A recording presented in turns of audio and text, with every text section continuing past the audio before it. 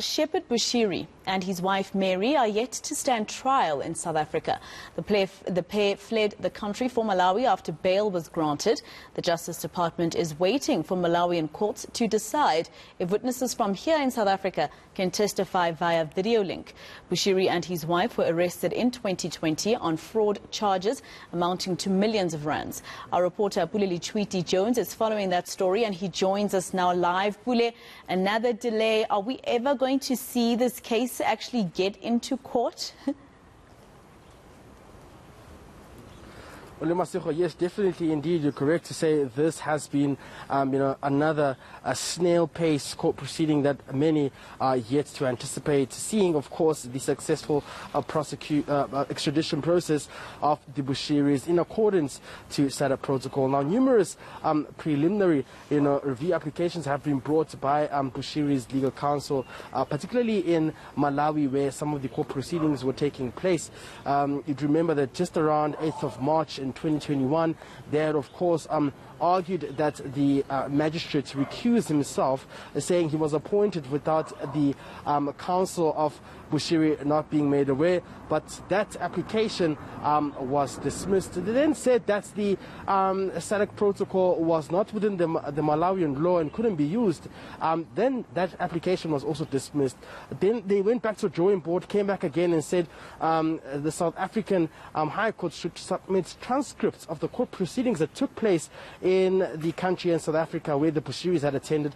That was successful and granted. They then went on again another review application to say they want witnesses to then come to Malawi and testify in order to authenticate some of the documents and sign dispositions. Now, that is where the bone of contention has then lied, Masiko, where there's been a furious argument between the state and Bushiri's counsel in Malawi to say that the witnesses should testify on camera or whether to go there. But that has been some of the delay, and I spoke to a legal analyst earlier on and he gave us clarity around that whole process going forward and what is going on. As long as they can actually delay it, the process, it might just one of these cases that fade away, or they think that it might fade away.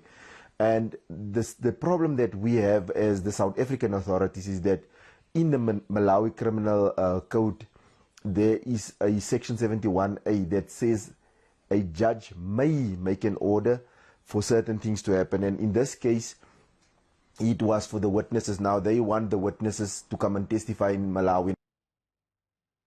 All right, so what happens if the witnesses refuse to testify in Malawi? Oh, definitely. Then it sends the South African government back to the drawing board. And as it is right now, I had actually spoken to some of the witnesses who alleged that then when they were allegedly raped by the prophet himself, they were minors. And I spoke to their parents as well. And they were citing various issues such as their safety if they have to go to the country, intimidation and what happens. They wanted clarity about those guidelines if they were to participate in this whole process of having to authenticate the documents and the signed disposition papers in Malawi. And this is something the state's prosecutor as well in Malawi had taken on review to say that they will want the witnesses to rather testify during, or rather using virtual platforms to make life more easier here. The legal analyst continued to give us clarity around this matter, and this is what he told us.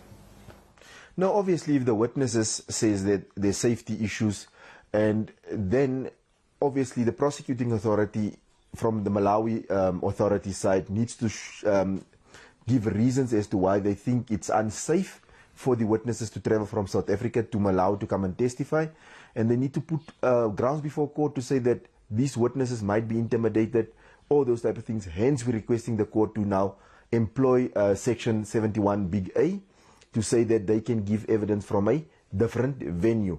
And if you look at it, and they might play on it because it says they can give evidence from a different place other than the courtroom. And they can read that to say other place can also mean South Africa. So they can have a video link, and then obviously it will just mean that you'll have to have representatives of the Bushiri couple in South Africa from where the witnesses are giving evidence, and also on that side for the prosecuting authority now to check so that they can see witnesses are not being coached as to what to testify. All right, Pule Letshwiti-Jones, we have to leave it there for now.